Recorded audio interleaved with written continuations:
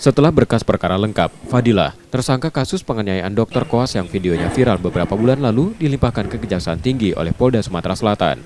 Dalam berkas perkara yang dilimpahkan, tersangka dijerat pasal 351 KUHP ayat 2, subsidiar 351 ayat 1 KUHP dengan ancaman hukuman 5 tahun penjara. Ya benar, tadi ada tahap 2 tersangka dengan inisial F. Sebagaimana disebutkan oleh rekan-rekan. Untuk tahap selanjutnya gimana tuh? Untuk tahap selanjutnya, ya biasa kan setelah dari tahap 2 ini kan pasti akan dilakukan pelimpahan ke pengadilan. Ya, nanti untuk kapan dilimpahkannya kita infokan lebih lanjut. Pasal berapa yang menjerat tersangka sebagaimana dilimpahkan?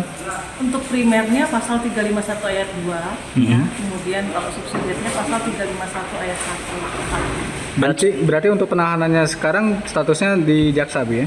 Ya, ditahan selama 20 hari ke depan di rutan Pak Jo dari tanggal hari ini sampai tanggal 24 Februari 2025, maaf.